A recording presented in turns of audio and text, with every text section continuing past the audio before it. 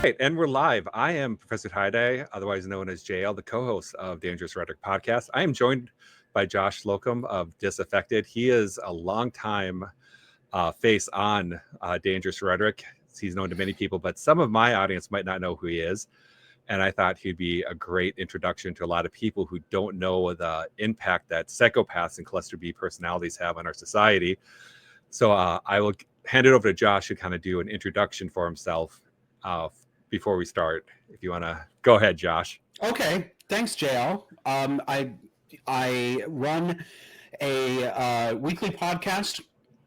It's more like an old school news one-man TV show. You know, it's produced in graphics and stuff. We're probably going to add some streams, but it's called Disaffected. It's a commentary show. Runs weekly on Sundays at 9 p.m. YouTube, Rumble, all the platforms you know. Also on podcasts. And the show has a thesis. And the thesis is that we're living in what I call a cluster B society. Cluster B is a term for what are called cluster B personality disorders. There are clusters A, B, and C. I'm concerned with cluster B. If that term is not familiar to people, the kinds of people it describes are familiar to your audience. Everyone has met them. It's the group of personality disorders that includes pathological levels of narcissism, emotional instability, melting down, screaming, freaking out when you don't get your way, manipulation, extortion, people who claim to be victims when actually they're abusing other people. These are all people who have cluster B personality disorders. So my mother has borderline and narcissistic personality disorders. My childhood was violent and abusive, and I didn't really realize what was wrong and how bad it was until about 10 years ago when I was 41. When I put those dots together and I put my mother out of my life, I quickly saw that the entire society was beginning to act like my mother acted: entitled, narcissistic, exploitative, non-reciprocating, take, but never give, pathological lying, claiming to be a victim of patriarchy or sexism or racism or transphobia or any of this other stuff, when the people saying that I'm a victim are actually abusing other people, actually getting them fired, actually practicing character assassination and reputation destruction campaigns. And that happened to me as well. I lost my 20-year career as the director of a consumer nonprofit from an internal woke revolt. Woke is cluster B. I believe that all of this is part of narcissistic and psychopathic personality styles. So that's what I talk about, and that's what I write about. Yeah, and I told you this before the show, but kind of what drew me to you is that Brentley kind of guided me to Disaffected, and I began like watching all your content, seeing more of it. And then like what you talk about your childhood, like what resonated with me was, some people might not know this, I've shared it, but like how I grew up in the Pentecostal church, there was grooming. And then I was just like forced to be quiet about it. And then like when I was in Bible college, people like ostracized me because, somehow the 14-year-old seduced the 20-year-old. But growing up in that heavily dysfunctional like thing, I never quite accepted it as normal. I was always like, something is wrong. Like this is not quite right. And then when I got to college, I'm like, this is really wrong kind of thing. And so like I had a different path than you, but there's like so much, like you helped me put so many pieces together. Like, I'm glad you said, I'm glad you're connecting these things, and I'm glad you used the word cult, because I want to connect a lot of other things for people too right at the beginning. Yeah. There are a lot of different words for the same real world phenomena. Okay. So I tend to describe things in terms of cluster B personality disorders. Yep. But that is the same thing as cult behavior and thinking. It's the same thing as authoritarian behavior and thinking. It's the same thing as actual fascist behavior and thinking. It's the same thing as what many people describe as satanic thinking or demonic possession. We are all talking about the same phenomenon. It's not different. It's not strangely like that. It is that. This is all the same thing. We just are using different terms to get at it. Yeah, and I think it's a lot of times what people miss is that we see this and like, oh no, that's like religious fervor. That's, that's religion. And like, oh no, that's like, but the thing is like, No, there is a thread that connects all of these things that makes it one whole tapestry. It's that thread is what's holding it together, and you can't just say no. This part is this part is this, and that's where I say it's like I had I had all these pieces together, and I hadn't quite put the puzzle together. And as we began watching Disaffected, it's just like all of a sudden that's what it looks like. Like these, good. I'm glad. That's what I hope to get across. Like, yeah, and that's where I was like, really, like I actually I'd mentioned to Brentley a few times, like, dude, is there a way to get Josh on the show? And he's got to do this hiatus, and I'm doing the side project here. I was like, oh, I was actually timid about asking you because I'm like, oh man, he's too big for me to ask. And like, Brentley's like, just ask him. I'm not a celebrity. I'm just too bitchy online. That's why you were afraid to ask me. Yeah, you got a little prima donna thing going on, but Bradley's like, just ask him. Josh is super nice, and I'm like, okay, and I reached out, but it's like, it's one of those things. I mean, there's a few people that I joke about, like I've like kind of been like a Midwest fanboy dad of like their content, and like as soon as I Disaffected, just like the way it's connecting stuff and like realizing that the way that people behave, it's kind of like shockingly seeing the normalization of behaviors. And I made a joke in Bible college that got me, in psychology that got me a visit to the Dean of Men, is that I said, God makes us perfect. It's our parents that fuck us up. And so like sometimes I always wonder like how much is nature and how much is nurture, of how many people are like their brain is just wired horribly and they are like they're cluster B, or how many people have learned these behaviors because of where society has gone. And I wanted to see what your opinion on that was. Well, no one knows the answer. Like every other trait that we have investigated in humans, there's no such thing as the answer. So people sometimes get hung up on this and they're like, no, they've proven. No, they haven't proven anything. There's no definitive answer that says it's exactly 14% heritable by genetics and 86% influenced by that's no one has that knowledge. What we pretty confidently know is that, like all human traits, psychological traits have genetic and environmental contributors. So it's true that all of us come out of the womb wired up a little bit differently. We're all much more the same than we are different, right? Yeah. We're all humans. We're all part of the same species. We all have the same basic psychology. But there's enough variation. Some of us are born wired up so that we're more sensitive to certain stimuli or less sensitive.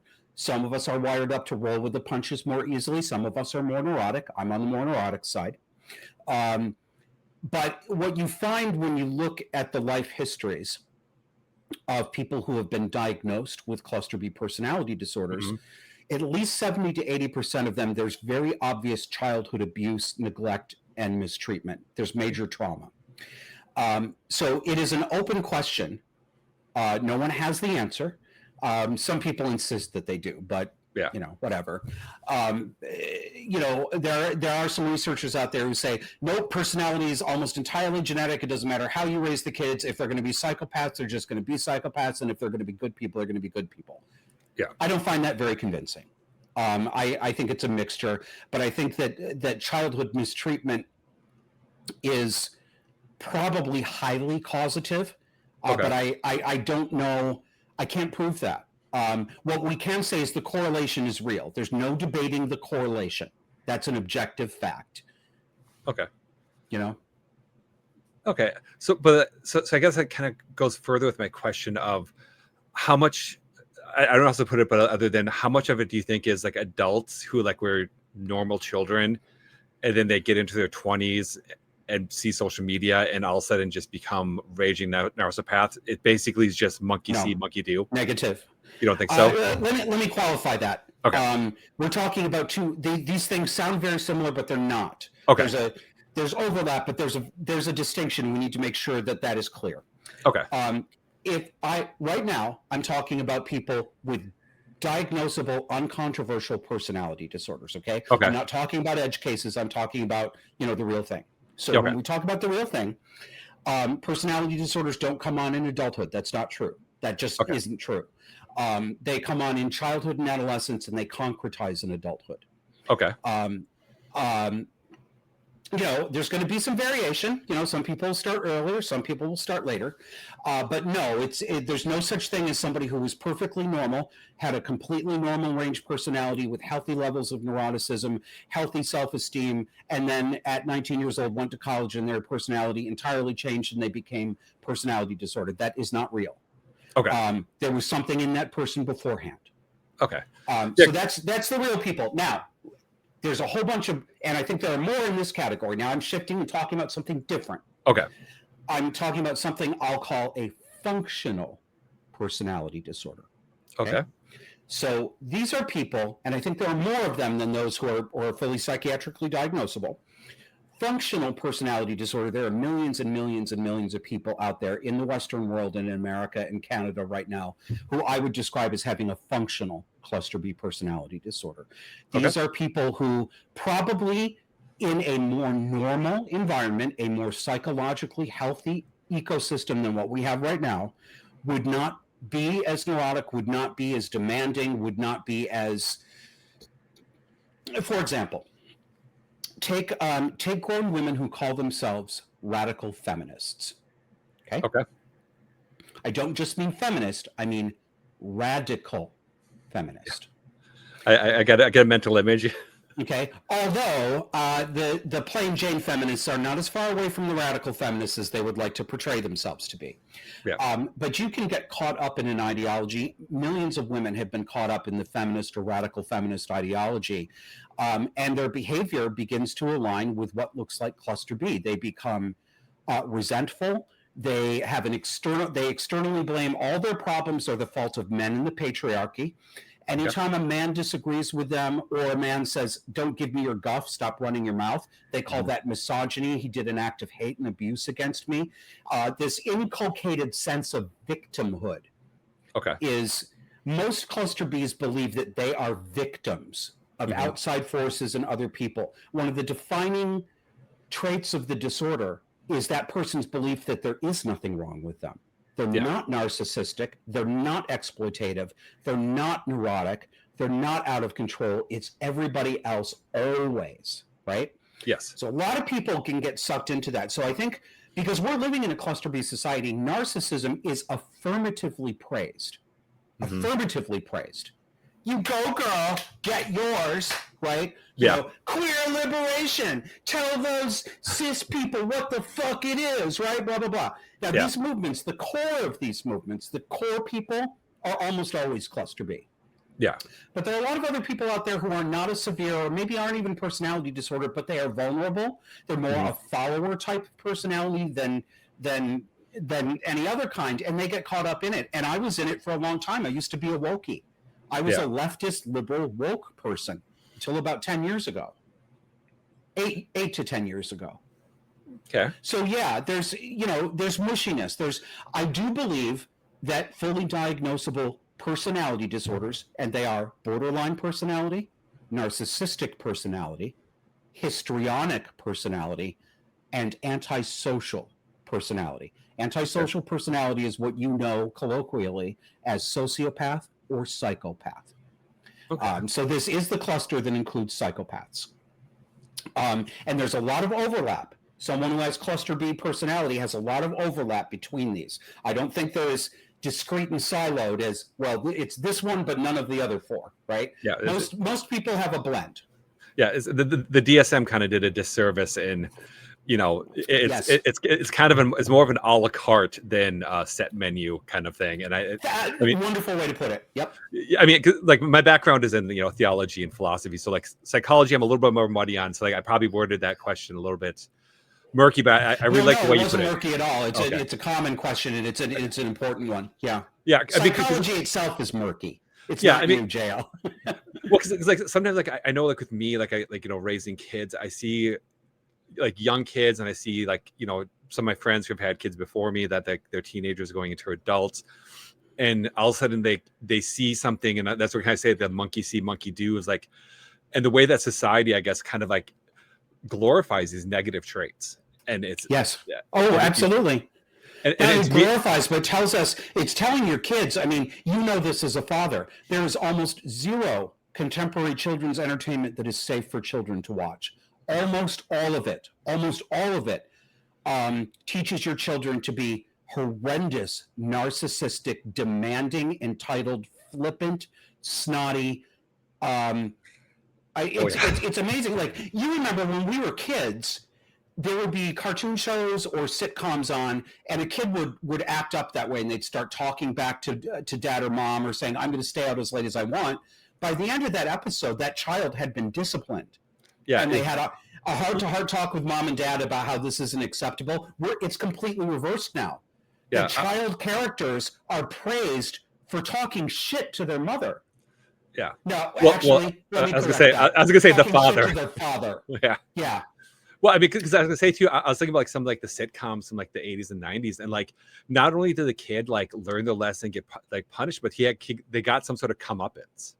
They got some, so like, I'm trying to remember the show, but it was like the kid snuck out and went to a party, and like some kid got drunk and got into like a drunk driving accident. I remember this vaguely. I can't remember what it was. It could have been any of many shows. It could have been like Family Facts of Life, or I don't right. Like mash them together. They had an episode, but it was like some traumatic thing for them, and they had to confess to their parent and come clean. And the parent's disappointed, but honesty and like, we know what's best for you. And now it's just like kid knows best, and it's been this weird like Nickelodeon teen change that like the kids, like these kids live in this apartment together, and that's the ideal. And now like parents are dumb, especially dad is even dumber, and it's like, no, you're supposed to provide guidance and instruction. And I mean, it like when I come across a kid that's polite, like that's like outside of my church kind of thing, I'm like, what's going on? Are you punking me? Like I am astonished every single day that I'm out in public, and I try not to be out in public because I live in Vermont and it's a psychotic hellscape here. Everybody is blue. My friends watching this will correct me and say, no, they're not. It's not everybody. It's the entire social atmosphere. And those people who are red are terrified to signal it in public. Those people who are not all on board all the way over to the left are terrified to say it in public. So yes, the atmosphere here is completely woke left. But I'm astonished at the rudeness with which children will address adults. I mean, the defiant glare in the grocery store. If you ask a 9-year-old child to please, step aside. Oh, excuse me, I've got to get around. Oh yeah. It's, if not outright, fuck you. Like. Oh, I like when so like you're talking about like a demonic blue hellscape. When I lived in Minneapolis. Oh my God. Like I lived there for like a big chunk of like. I traveled and did a lot, and I always seem to end up back in Minneapolis. And I remember one time there's like this mother with a cart. She had like a kid in the cart. She had 2 kids, and the kids are standing right in front of me. And I said to the kid, I'm like, "Excuse me, can I get by?" And the mother just like flipped around, like I swear her head twisted before her body, and screamed at me, "Don't talk to my kid." I'm like, "You're taking up the entire aisle." And I'm just like, that's where the child learned it from. I know. Look at mommy. Oh, I mean, even during she was a single mom too. Probably. I mean, even during COVID too, I remember I was at a grocery store and the moms are coming up the wrong way because like they had and I was compliant to those kind of things because just like just follow them, get my shopping done and over with. Why were you doing that? Well, why were you complying with signs on the floor? Because I lived in a demonic hellscape and I didn't want to get assaulted. Okay, understood. I didn't want a bunch of like blue-haired like imps and harpies like chasing me out of the store. I'd actually like we had 24-hour grocery stores in Minneapolis, and I'd go like 3:00 in the morning, like no one else would be there. And I went a little bit earlier. I went like at midnight or something, and this lady and her kids start coming up like the wrong way towards me, and she like stopped and just started huffing at me, and I'm like, "Lady, I'm going the right way." And like I basically made her do a U-turn, and she was just cussing me out in front of her kids. And I'm just like, sounds like my mother. But yeah, it just like it's one of those things. Like we had that exchange the other day, and that lady jumped in there and tried to say, like, why don't men take responsibility? And I just think about like, a lot of men try to, a lot of men want to. What are you referring to? That exchange of that cat profile, and they're trying to jump in. You're talking about Twitter? Yeah, Twitter. Sorry. Oh, okay. Yeah. I just think your audience won't know unless we tell them. So. Oh, yeah. Sorry. Yeah. So on Twitter, Josh posted something, and you kind of talk about like single mothers take responsibility. Yep. And then this cat profile, like, so they had a cat, like, PFP. The one with the kitty cat. Meow, meow. Yeah, and I responded like, this is the most canned response like you could have, because like a lot of guys do want to step in, and then like, but if you try to say that to him, like, oh, I see the incel, you're blaming the women. I'm like, no. Part of it is. Did you notice how many of them called me? They called me an incel. I couldn't get a woman. No woman would have me. And I'm sitting there, I'm thinking like, everybody knows I'm a homosexual. I know. They just, this is female narcissism. This is female narcissism. You cannot, what I was trying to express, and what I did express, I wasn't trying, I succeeded. I'm a very clear communicator.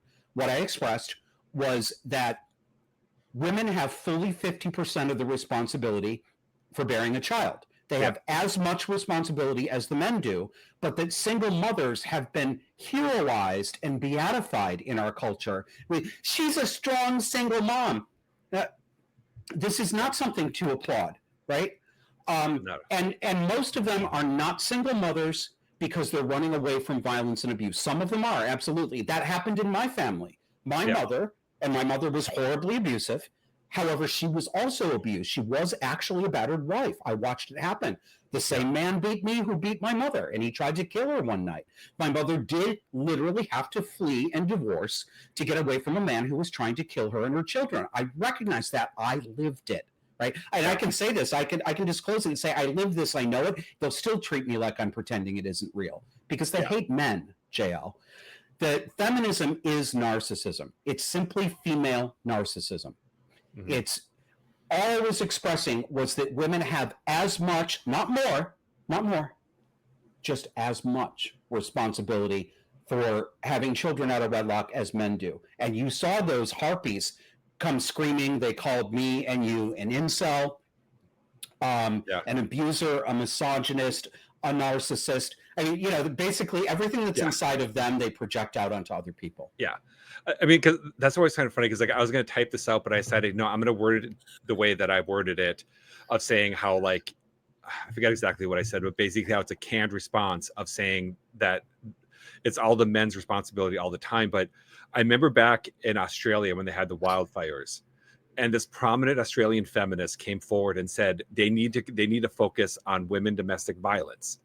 And everyone's like, what the hell's wrong with you? What does that have to do with wildfires? Well, let me connect that dot for you. Okay, thank you. Yes, please. So it's crazy. So this feminist group came forward and said, with the wildfires, they need to be concerned about women's domestic abuse. And the rationale is that when men with high stress jobs like firefighters are in this intense situation, they're more likely to come back and beat their women. Oh no. And the thing is, like, when I was seeing her say that, I was thinking like as I was going to type out, there's a wildfire. Like, most men are firefighters, women most affected. It's yes. It's just like, how do you make, like, this is it's a narcissism. Yeah, I know. This is a wonderful, actually a wonderful real life example of contemporary female narcissism. Now, we can't say for certain, whether any of the individual women absolutely are, diagnosably narcissistic or borderline personality disorder. And also, to be fair to everybody, social media like Twitter is a cluster B engine. It is by design. It's not because its name is Twitter. It's not different on another instant chat platform. The structure of them all is the same. It appeals to our basest impulses. It picks on our impulsivity, our weakness, our fragile egos. I'm including myself here. I'm saying we and us, not just those people and not me. I lose my shit on Twitter way too much because I can't stand the stupidity. But it's my responsibility. If I don't like it, I shouldn't say as many things because I know what I'm going to get. So I can be really harsh on Twitter too. And places like that kind of social media brings out cluster B style behavior in most people who spend a lot of time there. It's like an engine for it. So it certainly made things worse. Yeah, I mean, it's one of those things. Like I saw an example of that because when I was in the Twin Cities and doing case management, I basically was butting heads with this very angry lesbian lawyer who decided to take to Twitter with my picture and say, this man is harassing me. And she's a lawyer, and this was her law firm Twitter, and she did this. So I basically disengaged and filed an ethics complaint against her. And she couldn't emotionally handle basically me professionally dragging her through the mud, through the ethics board. So I actually, the wife and I have a joke of the list of people I've driven insane. And one of the trophies that we have actually printed out was her tweet, where she found out that my appeal for her to be under further investigation went through. And she tweeted out, I don't know why it took me so long to give up on humanity, but I just can't do it anymore today. I'm going to log off. So I printed that tweet as like a little magnet on our fridge with like other little things that I've done. But yeah, I mean, that behavior, and I'm just giving my opinion. No, you don't have to assent to it. That she almost certainly has borderline and/or narcissistic personality disorders. Well, there are things that I call leading indicators, leading indicator behaviors. These are behaviors that no normal range, non-personality disordered person would do, even on a bad day, right? Yeah. So an example of that is, her behavior, right? Like, so you two were in professional contact with each other. She didn't like you. And she decided to create herself a victim and go onto social media, take your picture and say, this man is harassing me. I mean, angry dyke she may be, but what she was doing was damsel in distress. Yeah. Right. That's female narcissists' favorite ploy, is to all of a sudden, they're not independent women anymore. All of a sudden they're victims of a scary patriarch, right? I mean, people don't do that. Oh, I mean, there's some stuff in that too, because like I was keeping it professional. I was always using like Miss, like first name, last name. And all of a sudden I get a letter from the Lawyers Professional Board saying that I need to quit misgendering because like this person uses they, them, and they prefer if I use mix, like MX. Wait, let me make sure I'm clear. You got, what entity sent you a letter? The Minnesota's Lawyers Professional Responsibility Board. For lawyers? Yeah, for lawyers. So it's the ethics board. Okay, stop for a second. Are you a lawyer? No. Okay. That's why I asked the question. Why do they think they have any jurisdiction over you? Well, because I filed the ethics complaint against her, and they basically said that they don't have jurisdiction over you. Well, I mean, this is what's kind of funny, because this is going on at like 2 years at this point. And because like I just kept dragging her, because like she would do something stupid, and I was just like, okay, here you go, like she did it again, kind of thing. And so it was just kind of funny. Like also like, well, like mix whatever identifies as, uses they them pronouns, and I'm just like, and so like I basically wrote a letter back. I'm like, I'm sorry, I know them as Miss, and I do not understand this terminology. Can you clarify it for me? That I didn't get a response back. That was your response to them was an indication to them that you weren't going to play their game, and so they folded. Yeah, pretty much. And basically what ended up happening is like they had enough. Is like, wow, she acted unethically, but since I wasn't a client, I was just an opposing party. She acted unethically, but since I wasn't a client, it didn't warrant like an ethics like thing. So it's kind of like she's got a clear ethics with a little asterisk. So it's kind of like, but right. It was funny. There's no reason to believe that she'd ever treat a client that way. Yeah, well, it's just so funny too, because like she made that tweet, and also like all these like, there literally was this like lesbian like businesswomen group in the downtown Minneapolis called the Coven Company. And it's like they admit it, they're all a bunch of angry dyke witches.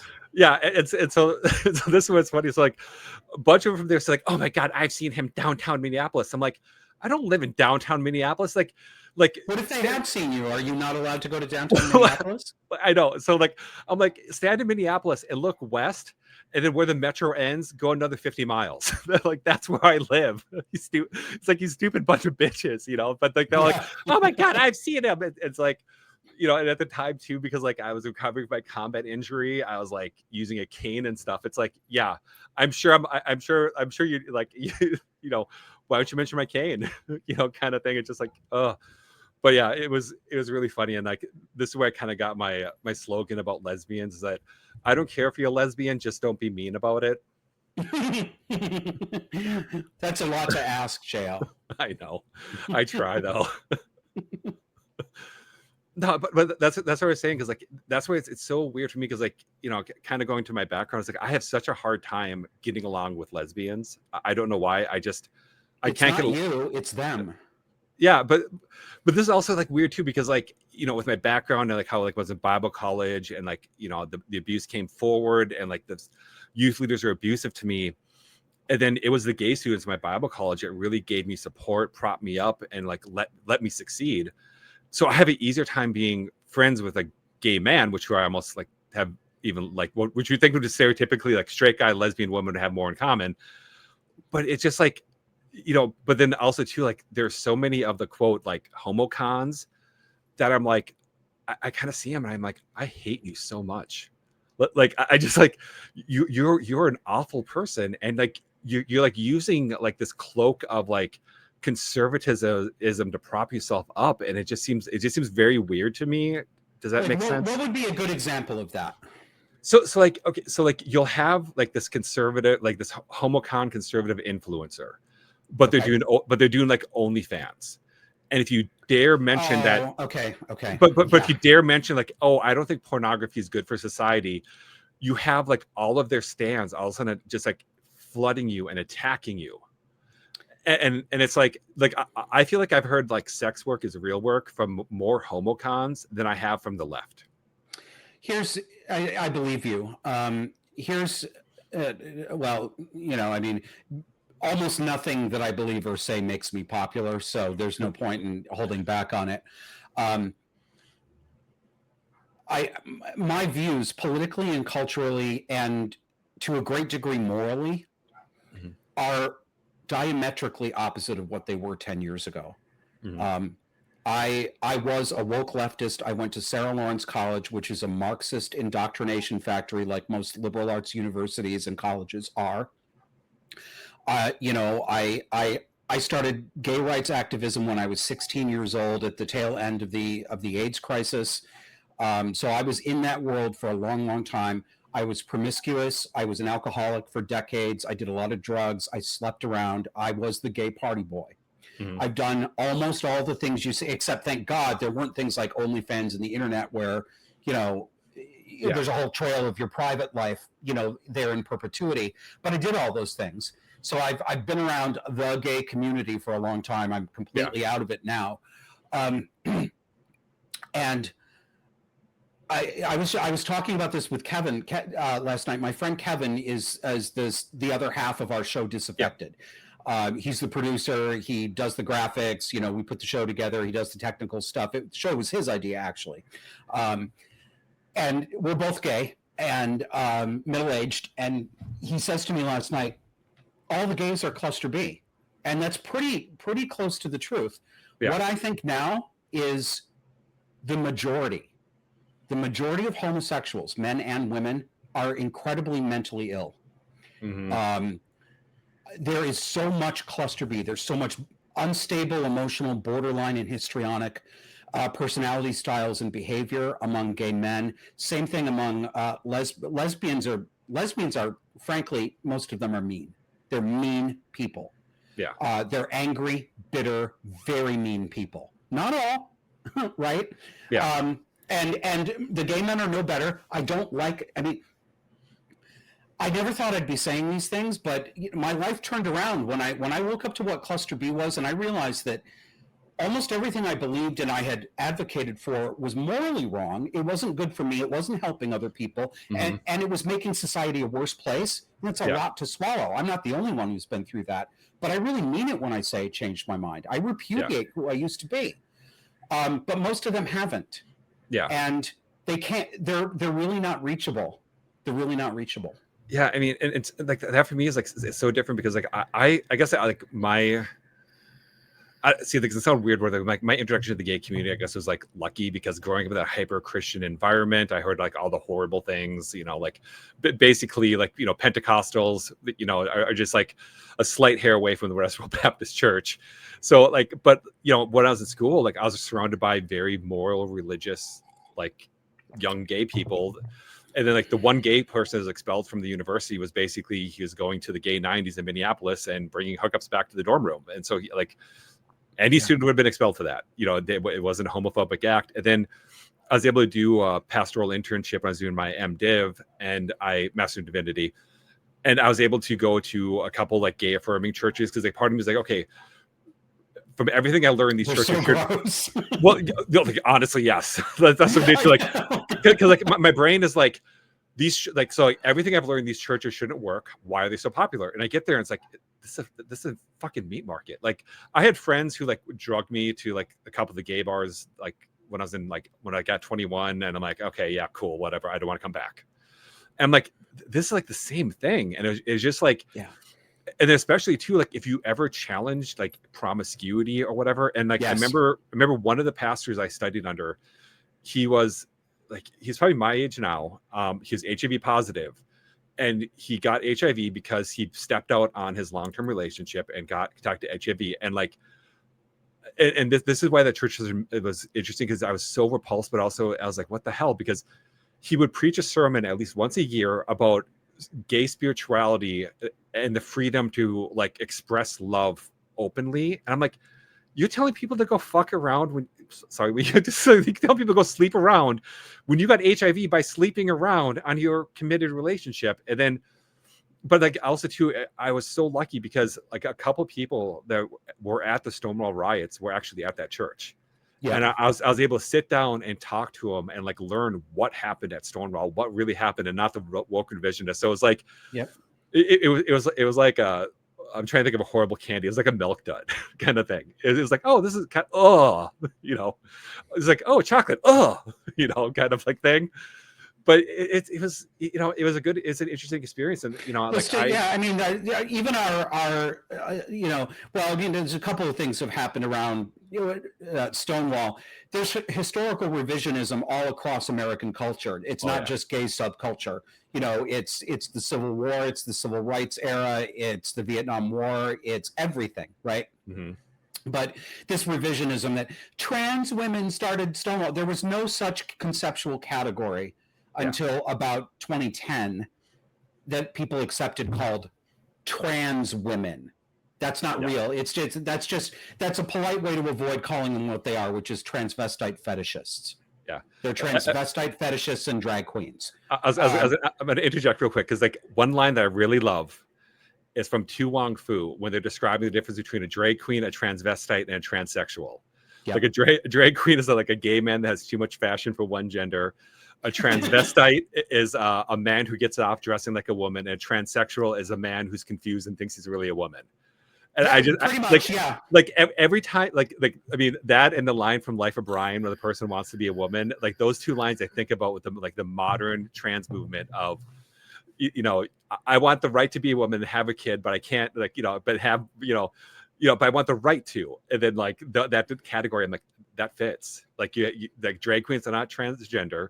Like drag queens are not transvestite, but people just kind of blur it all together, and it's kind of transgender isn't real. None of that is real. Not even 0.01% of it is real. It's all fairy tale playland. It's imagination time. There's no such thing as changing your sex or changing your gender. It's all dress up and it's all psychological costume play.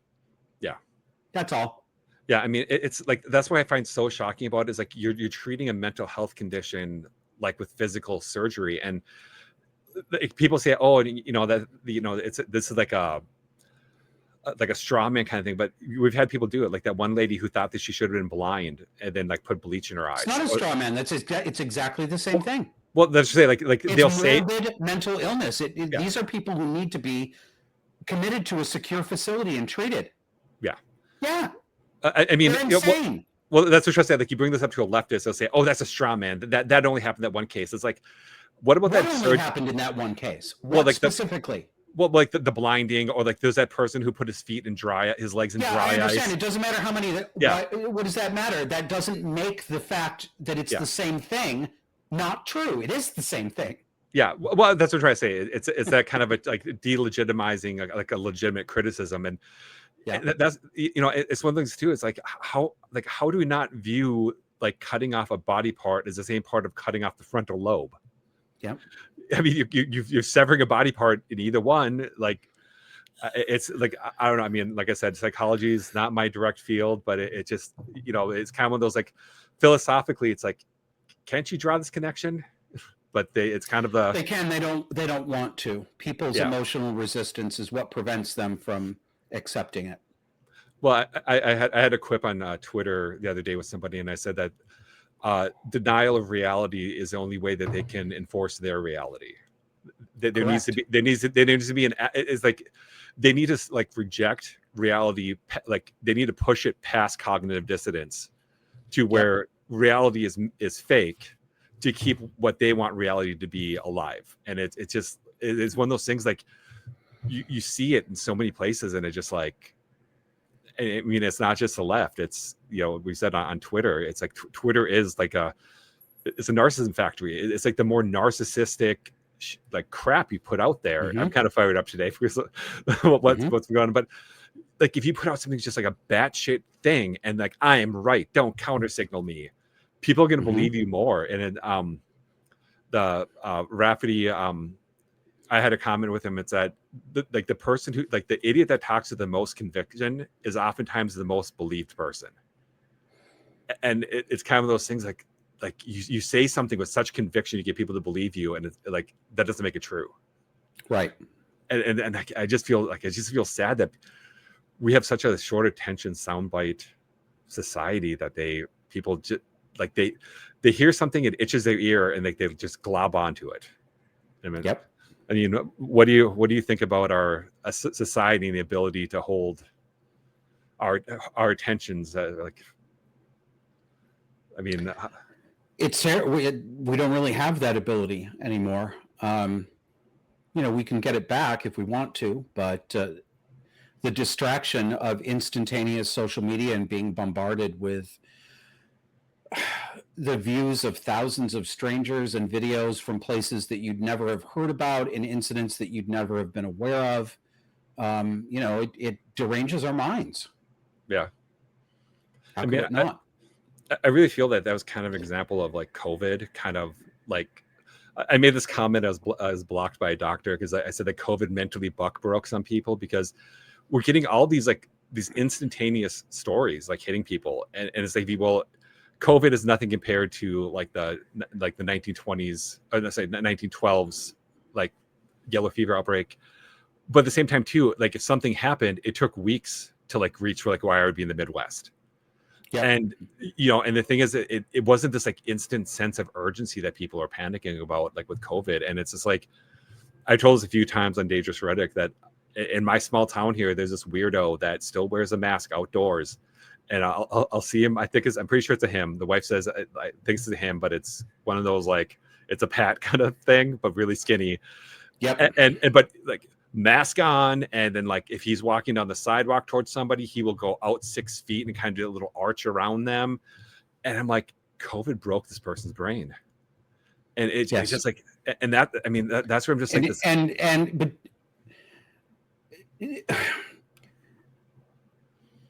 it wasn't COVID. It wasn't a virus. We didn't have an actual pandemic. I know everyone keeps saying the pandemic, but the pandemic did not happen. It was all a psychological operation. Sure, there was a novel coronavirus that caused a respiratory disease. There are novel coronaviruses that come around almost every season. Yeah. Coronaviruses are the family that include the cold virus. Mm-hmm. And we've had bad flu years that were as bad as what happened in 2020 and 2021. We did not have a pandemic if we take the word pandemic to mean the thing that it meant prior to 2020 for all of public discourse before then. We had nothing approaching, not even approaching, bubonic plague in Europe in 1348. That didn't happen. We didn't lose 1/3 to 1/2 of the population. No, I don't believe for a second that 1 million Americans died of COVID. That's not true. We all saw how doctors were actually coding death certificates as a COVID death when it was traffic accidents. That did happen. We all saw it, right? Yeah. So no, it's not real. This was a psychological operation, and it was the biggest abrogation of constitutional rights of Americans in our history, in our living memory, our living history. And similarly throughout the Western world. This was an extraordinary act of psychopathic abuse by institutions and the government. I mean, it is the most momentous. So what broke that guy, and you're right that he was broken by it, but it had nothing to do with an actual virus. Yeah. It had to do with psychological abuse, which he obviously cooperated with, right? Most of the people who were most victimized by this were also the perpetrators. You can be sure when you see these people out here, and we have a few. I live in Montpelier, Vermont, and Vermont is insane with wokeness. There were many more people still wearing masks longer here than in most other places in the country. Yeah. Now, finally, 5 full years later, it's only 1 or 2 out on the streets any given time that you're out. Yeah. But it is always. There's no day that I go out, JL, that I don't see it at the grocery store, that I don't see it on Main Street. Every single time. But these people, frankly, I'm glad to be able to identify them because they're insane. You cannot trust them. Never turn your back on them. You can be absolutely certain that these people were signing petitions to get people arrested. They were turning in their neighbors for breaking illegal, unconstitutional, stay-at-home orders. These are dangerous fucking people, and I have no pity for them anymore. I do not have any sympathy. I don't feel sorry for them. All I care about is isolating them and defanging them. They are dangerous. They're not sad sack cases. They're dangerous. You their said something. Mental illness is their fucking problem. None of it is my problem. Well, they're people who say like, I don't feel safe. It's like, well, that's your responsibility. It's not. I don't mine. give a flying fuck. Yeah, but stay home. I was thinking about because like we see some with a mask. It's kind of like the modern day Scarlet Letter kind of thing. You know that they're going to be nuts. Yep. It's kind of like this is someone that you should avoid, and like because growing up in the Twin Cities, there's a lot of Asian markets, and like during like winter cold season, you'd see the Asians wearing masks is a cultural thing. Yeah, like a lot of Asian cultures, but like now like you see it, and it's also stupid. I know it's their culture, but it's stupid. Yeah, I mean it's one of those. Work. Yeah, it's one of those cultural things, and it's like, okay, well, that's a weird Asian cultural thing they do during the winter, but now they never tried to make all the rest of us do it. Yeah, but like now seeing it, and that's what I say, like it's like the modern day Scarlet Letter. It's like someone that you should like as a society, as a village, as a town, be aware of that person and the danger they represent to like the stability of your society. And then I mean, I'm kind of loosely, kind of wiggle worming it there, but I mean, this was so fascinates me about like the psychological impact of COVID-19. When I say like COVID-19 broke the brain, and I mean like the psychological effects. And my PhD dissertation was actually on how early plagues affected church theology. Okay, and how like during the First Council of Nicaea. One of the waves of bubonic plague was actually at Constantinople. Like the plague was at the gates, and there was there's actually a few mass burial sites that they found when I was writing my dissertation on this, and that's why that was a council where they basically elected some of the cleanliness laws like to be followed from the Old Testament. So it's kind of like they adopt, and I'm like, okay, well, this is interesting. Like, and then self-flagellation actually goes back to a people group called the Flagellants. And during the bubonic plague, they literally beat themselves to death because they figured if they punish themselves, God would not inflict the plague upon them. And that's where we get the term like self-flagellation, is actually this people group who basically beat themselves into extinction to try to not get the plague. And so it's kind of interesting about how these things like impact people's minds. And like even in the cholera outbreak in London, where they thought, oh, it's the poor people that are step sick, and then they brought it back miasma theory, at that time. And well, no, it's the dirty well kind of thing. And they we first thing, and it's interesting how a virus can so drastically change the way society works. And then seeing with COVID-19, someone's like, hey, that's a good idea to socially control society. Why don't we do these things like intentionally to make people to get the outcome that we want? And so like so me going like from like, oh well, this is like seems how to inadvertently effective church theology to you have malicious people intentionally executing that same plan to create a social change that they want. And it's like people became more neurotic, people became more distant, people became more hostile. It seems to be like, yes, because like going back to the cholera outbreak, like people hated each other because they viewed each other as dirty. Like, you got a smell, that's the miasma, it's going to get me sick. And I mean, basically, well, if you don't have a mask on, we're you're breathing exactly miasma. the same thing. We're exactly the same thing. We might as well have we threw away germ theory. We claimed that we were controlling germs, but we actually threw away germ theory and physics and basic fundamental knowledge. I mean,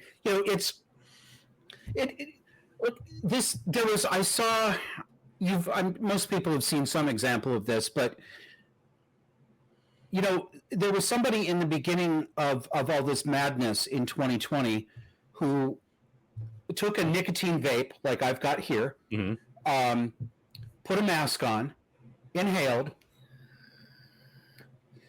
and then breathed out through the mask, and you could see, right? Yeah.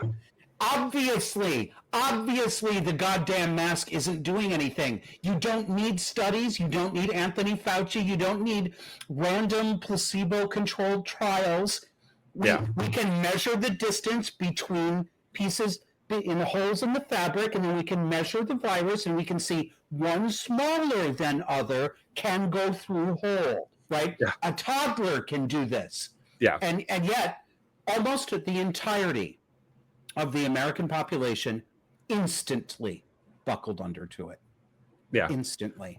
Well, I mean, I'm gonna say like I was like I didn't cave to the vax, but I was guilty of it because like I said, it was one of those things. It was easier just to slap a diaper on your face so you can go about your life I mean, this is probably have you rethought that now? Like, if that were to happen again, would you be that compliant?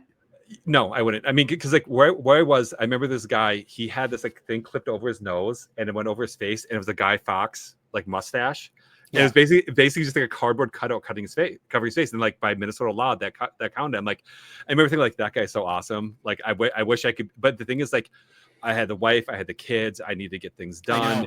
And it was just like, know that you have to disobey next time because, and this isn't like I did some of it too. I complied a lot less than the average person, but of course I too put on a mask so that I'd be allowed in a damn grocery store, right? There's a limit to how much, when social control is that heavy, you have to pick and choose. But the people who voluntarily did this never said anything to their doctor's office, never objected, all that stuff. It's not you personally. You don't bear any more responsibility than anyone else does, but you helped it happen. Yeah. Right. And I helped it happen every time I didn't object too. We can't do that again. We can't say to ourselves, well, I need to live my life, so I'm going to accept my freedom being taken away. We have to disobey. Yeah. I hope enough of us have learned that if they try this again, that we will, but I don't know if we have. No, I don't think we have. I mean, part of me is like, where I was in Minnesota, very Scandinavian, very like, oh, you betcha, it's good for the community kind of thing. Yeah, and you may as well be Canadians. I mean, we're Southern Canada and Minnesota. Come on. Same thing in Vermont. Yeah.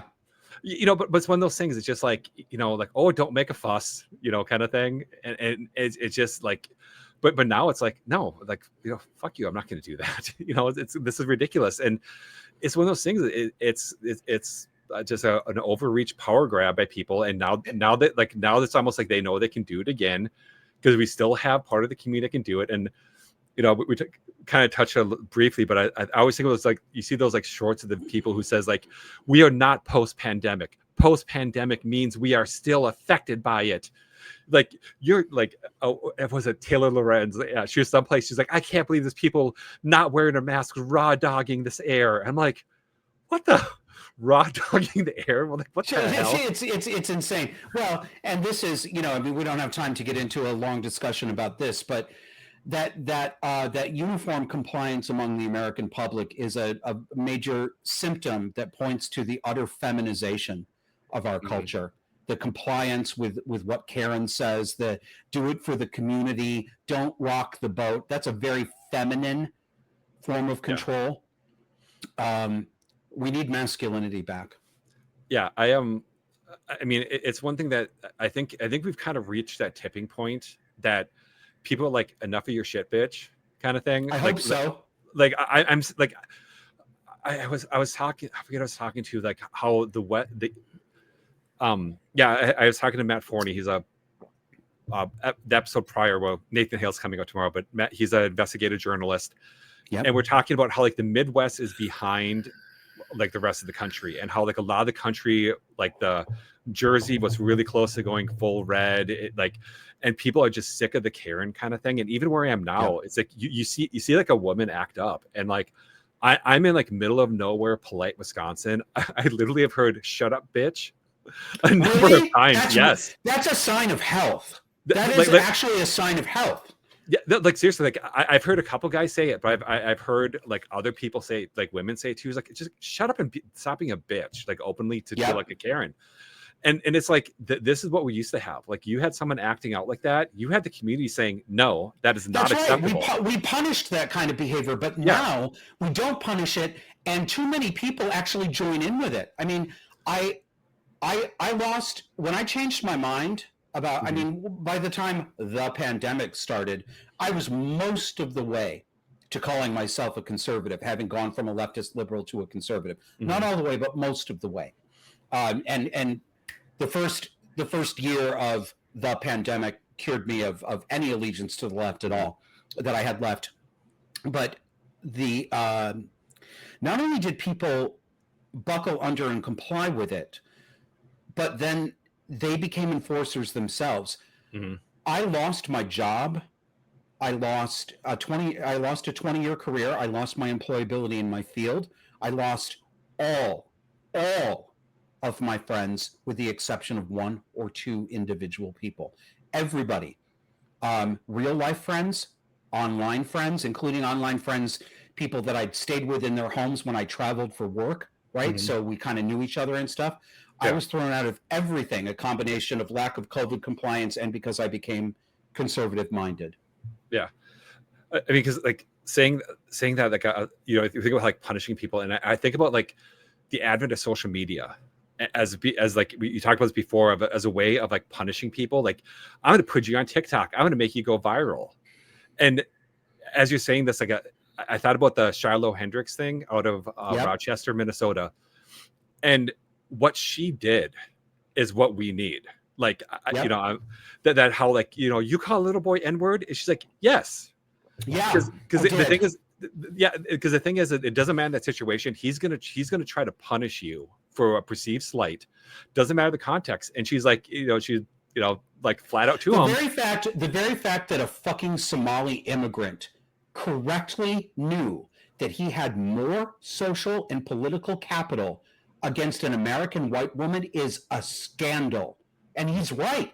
He does have more power, being a fucking Somali who has no connection to this culture, no right to be here, no legitimate right to be here, and is almost certainly sucking off the welfare teat.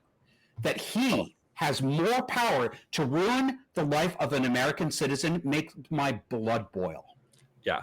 I mean, I just think about it because, like, the way, like, I mean, the Benetton ad that they've turned Minneapolis St. Paul into with like all the different refugee groups is just like, and the way that like Somalians do that, they will come up to you, they will demand stuff from you. They're disgusting. They're disgusting. Like, I mean, this is an anecdote, but like when I was doing case management, they actually protested at the Hennepin County Government Center for government-funded halal only, read it as Somali only food shelf. They're mosque or whatever doing it. Who the hell do you think you are? Yeah, because basically, like, and like Minneapolis was kind of the hub for this, where like people coming back from a trip and they had a dog or they had like wine or something, and like the Somali taxi drivers wouldn't pick them up because that's halal and they wouldn't drive them. and it became a big Get hubbub. out of my country. Get out of my country. Yeah, I mean, it's one of those things. It's just like, and like the fact that he thought he could exercise the power. And one thing, it's not that he thought he could. He can, JL. Yeah, he can. We Americans have allowed this. Yeah, I mean, but I mean, one thing I really find funny too is that in Minnesota, like, I mean, I'm like 4 hours like east of Rochester, but like people in Minnesota were losing their shit because like the obvious question is like, why is this single man at the park by himself?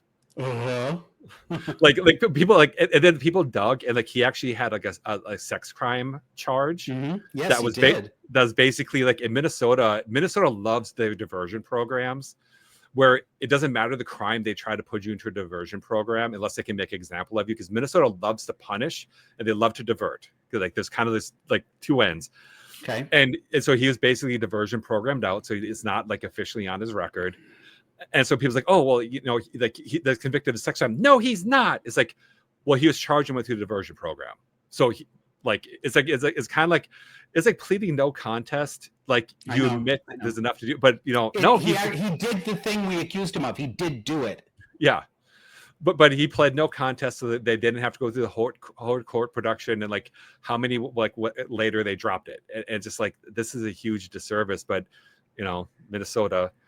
But Minnesotans and everybody else, whether it's Minnesota, Vermont, where I live, California, Washington State, pick any other part of the country where this bullshit is still going on, the people themselves who live there are going to have to experience so much pain and strife that they lose their shit and they fight back. Clearly, Minneapolis residents and Minnesota residents have not been punished severely enough yet. They need more punishment, and they will get it. New York City appears to need much more punishment and pain, and they're going to get it very soon when they elect a Muslim freak socialist psychopath to be their mayor. May they do so. May they do so. I hope they do, because. Yeah. And yes, it may mean that it ruins the entire city. It is the only way they will wake up. They may not ever wake up. That it may get taken over. But the only chance that we have is for people to be punished so hard that they finally wake up and reassert their independence. I mean, like you saying that, I mean, basically like one of the biggest liberal pussies I've known in my life. Like, he's a therapist in the Twin Cities, and then like the first time my wife met him. Because like we doing some academic work and she left. She's like, that guy's a pussy, and she goes, let me guess, his husband's black. And I'm like, yeah. And like the thing is, like he lives in the Whitaker area of St. Paul, Minneapolis, where the George Floyd Square is. Okay. And the funny thing is, I'm seeing him bitch about like how bad the crime is, and how like his husband's not safe because the black murder rate in that area is higher than anywhere else in the city. I'm like, you haven't quite made that connection yet. And I almost like to me, it's like, okay, well, I think Jacob Fry is the better choice for mayor. Like, but at the same time, like, I hope you get Omar Fattah, because like you deserve it at this point. Like, you really deserve what you turned the city into. And this is one of those cases where it might make sense to be an accelerationist and say, put the worst guy in there possible, because it's the only way to bring the fever to a head so that it breaks. Yeah, I mean, I'm kind of at the point. It's like, how do I be an accelerationist without, like, lack of a better term, being a black pillar? It's a hard question. I know it's kind of a very threading the needle stance to hold. Like, but we're coming up to an hour here, and I don't want to keep you much longer. Do you want to replug where to find you, and I'll link it down below? Thanks. It's been a fun conversation. Anybody who's interested in more of this, Disaffected is the name of the show. It runs at 9 p.m. Eastern on YouTube, Rumble, Twitter /X. It's also available on your podcast platform. And we have a Substack as well called Disaffected. And I do a lot of writing there that doesn't show up on the show. So I talk about these sorts of things there too. So thanks very much for introducing me to your viewership. Yeah, it was great to have you, and I'm glad I was able to finally have a one-to-one talk with you on the show. It's like I said, it's kind of one of those like accounts where you just kind of like oh, Josh is so awesome, and then like getting a chance to talk to you, like you're much more human. I'm just teasing you. No, I know. It is true. I mean, My exasperated and angry portions of my personality are most prominent on Twitter. I realize that. But I'm not actually as hateful as I look. Well, I mean, it's kind of funny. It's like on Twitter, I have two camps. I have the people who think I'm Satan incarnate, and I need to be Yep. like, I need to be like Wicker Man, kind of like destroyed. Or you have people like, oh, JL is the nicest, most sincere, kindest person you'll ever know. And Yep. there's almost like nothing in the middle. I just have the two camps, and I guess it depends on how much of an asshole you are to me. Yeah, well, so it goes. Thanks for having me. I appreciate it. Right. Say hi to Brentley for me. Oh, I will. I'll be popping in our game shortly tonight, and I'll let him know you said hi. And with that, everyone, have a good rest of your day, and we will catch you later.